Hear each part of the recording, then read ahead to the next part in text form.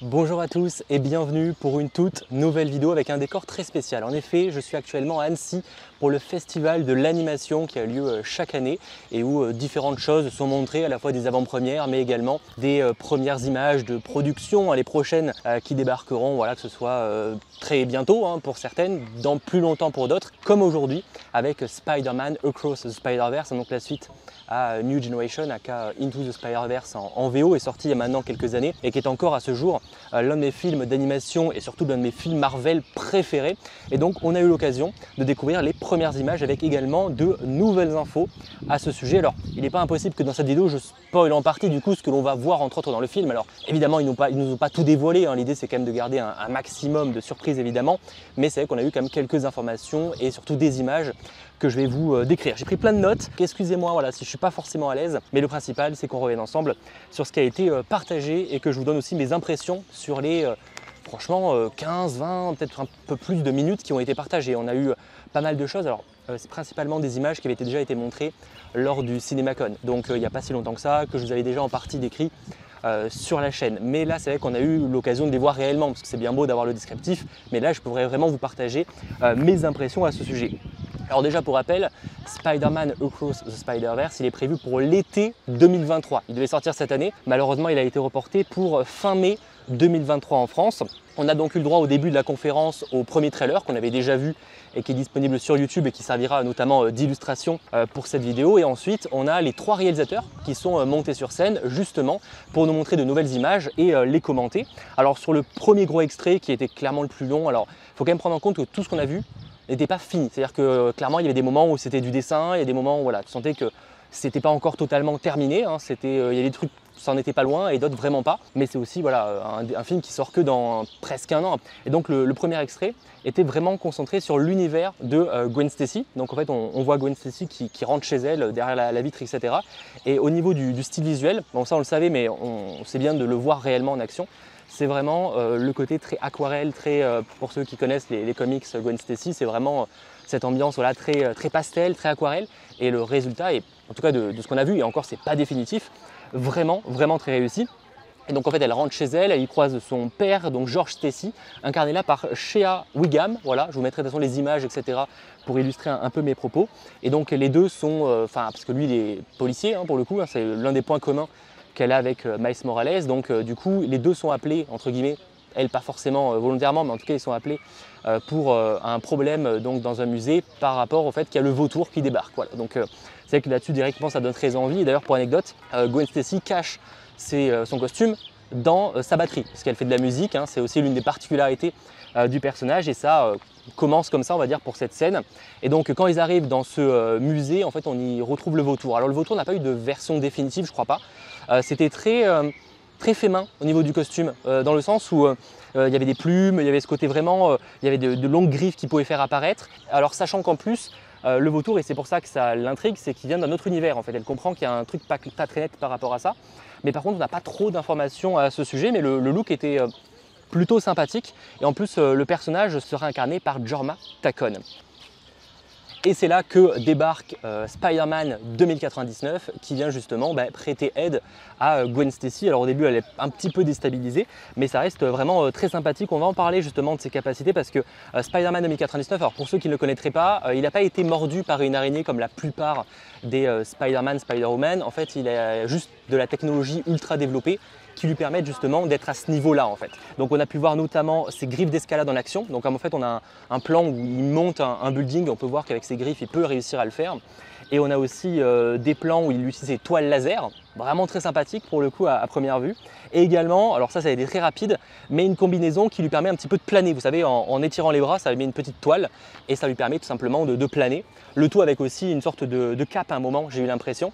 Donc j'avoue que visuellement parlant en tout cas, pour l'instant, Spider-Man 2099 incarné par Oscar Isaac, ça promet du très lourd.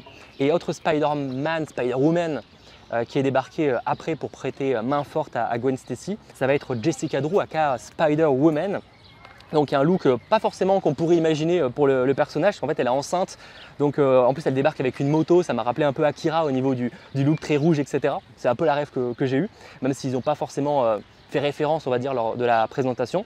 Et donc les deux vont prêter aide justement au personnage, sachant qu'en plus c'est Spider-Man 2099 qui, avec l'aide d'une petite intelligence artificielle, va appeler de l'aide et du renfort. Et donc c'est là que Jessica Drew débarque également dans l'univers de Gwen Stacy pour affronter le vautour et surtout le renvoyer dans son univers, parce que je le rappelle, il n'est pas là où il devrait être. Ça, c'est un peu les premières choses qui ont été montrées lors de cette première séquence qui durait facile 10-15 minutes, parce qu'en fait c'est vraiment un affrontement face au vautour. La fin, par ailleurs, était très touchante de cette scène. C'est un petit spoil, c'est pour ça que je vous le dis. En fait, on voit du coup le père de Gwen qui débarque devant Gwen Stacy, donc masqué, et qui demande de la mettre à terre, parce qu'à ce moment-là, le monde pense que c'est Gwen Stacy qui a tué Peter Parker dans cet univers. Donc forcément, c'est un petit peu compliqué de ce côté-là pour ce personnage. Et donc, comme son père la braque, elle décide d'enlever son masque, de se révéler. Et c'est vrai qu'on a souvent l'image que que le personnage va justement du coup dire « Ok, j'arrête, je vais pas pouvoir te tirer dessus et tout ». Et là, le père a décidé pas de tirer dessus, mais de l'arrêter malgré tout. Et donc, c'est là que finalement Spider-Man 2099 revient avec Jessica Drew et lui propose de changer et de les rejoindre dans un autre univers. Et donc c'est très triste parce que elle voit son père la menacer comme ça et finalement il lui demande quand même, il veut quand même l'arrêter. Bon, il pourra pas, du coup en tout cas pas dans la scène, parce qu'on dit ça, mais en vrai on la voit pas forcément rentrer dans le portail avec les autres. On suppose que ça va être le cas, mais la séquence techniquement se coupe légèrement avant. Donc ça c'était la première séquence qui a été montrée, et concernant la seconde, plus courte, qui était beaucoup plus définitive, même s'il y avait quand même quelques trucs où c'était encore vraiment que du dessin. On avait Miles Morales en fait qui est en retard pour un rendez-vous avec ses parents et sa conseillère d'orientation pour parler de son avenir. Donc voilà, en gros la conseillère d'orientation n'a pas l'air très commode globalement. Et donc Miles arrive évidemment en retard et il se change très rapidement. Il oublie d'enlever son masque, heureusement que son colocataire lui remet à l'ordre, si je puis dire.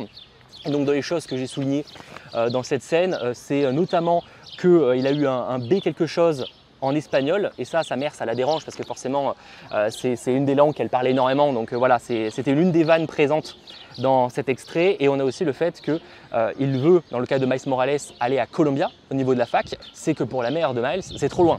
Mais du coup, voilà, il y a une vanne aussi par rapport au fait que lui veut aller à Columbia et qu'elle considère que c'est trop loin par rapport à Brooklyn. Bon, je rappelle quand même que dans les deux cas, on est à New York. Donc ça, c'est globalement les deux extraits qu'on a eu l'occasion de voir et qui avaient été partagés lors du CinemaCon. Donc jusque là on va dire que vous connaissez un petit peu. Et pour terminer cette conférence, ça c'était une vraie révélation qui a été ensuite partagée sur les réseaux sociaux. C'est visiblement, en tout cas ils l'ont vendu comme ça, ils ont réellement annoncé ça comme le grand méchant de Across the Spider-Verse. Là où je m'attendais à voir les héritiers, parce que pour moi c'était vraiment les méchants que vous allez aller voir dans ces deux films, parce que je rappelle qu'il y a Across the Spider-Verse et après Beyond the Spider-Verse qui sera la seconde partie. Et je m'attendais du coup que les héritiers soient les méchants principaux.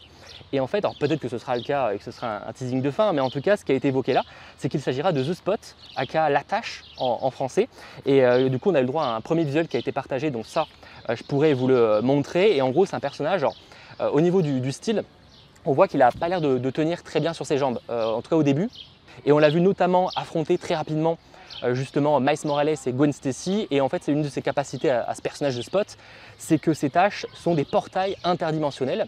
Donc soit ça permet déjà d'aller dans une autre dimension, donc ça c'est quand même plutôt pratique on va dire, même si il a l'air de pas forcément très bien le vivre, mais il a aussi la possibilité de lancer ses poids et que ça serve de portail. En fait, par exemple, il y a un moment lors du combat, et ça je peux vous montrer l'image, on peut voir que donc il y a Miles Morales qui lui donne un coup de pied dans le corps, sauf que comme ça passe par l'un de ces portails, en fait ça va donner un coup de poing à Gwen Stacy qui est bien loin derrière.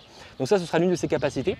Alors c'est vrai que The Spot, ça surprend un peu tout le monde parce que c'est pas forcément le méchant le plus attendu, on va dire, de l'univers Marvel et de Spider-Man, mais comme c'est quand même une équipe qui nous a prouvé qu'ils savaient faire d'excellents films avec New Generation notamment, et forcément on attend énormément de voir ce que ça pourra donner en action. Voilà, je pense que c'est plus ou moins tout ce que j'avais noté, même si ça sera déjà une grosse vidéo par rapport à ma présentation de Spider-Man Across the Spider-Verse. J'ai très hâte de voir toutes ces images terminées parce que même si là c'était déjà très impressionnant, la plupart n'étaient réellement pas au point. On va dire qu'il y avait 40% qui étaient réellement terminés, et encore de l'impression que ça donnait, parce que à mon avis il y avait sûrement des détails à améliorer, mais ça donnait déjà très envie.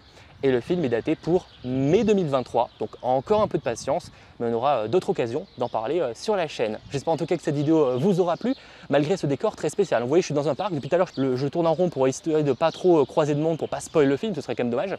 Mais en tout cas, j'espère que cette vidéo vous aura plu, et si c'est le cas, n'hésitez pas à lâcher le petit pouce vers le haut, à vous abonner, et on se retrouve très vite, que ce soit à Annecy, mais également sur la chaîne. Allez, ciao tout le monde!